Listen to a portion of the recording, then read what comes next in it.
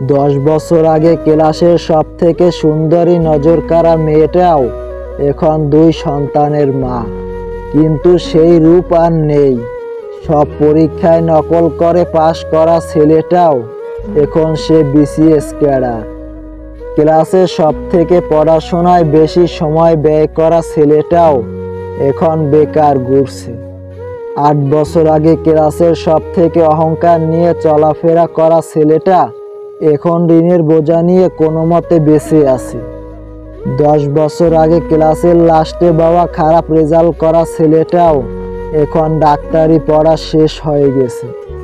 5 বছর আগের সবথেকে সেরা জুটিটা এখন একজন আরেকজনের ব্লক লিস্টে।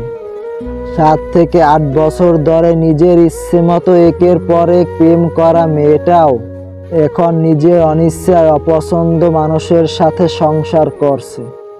কখন কার কপালে কি ঘটে তা আগে থেকে জানা সম্ভব নয়।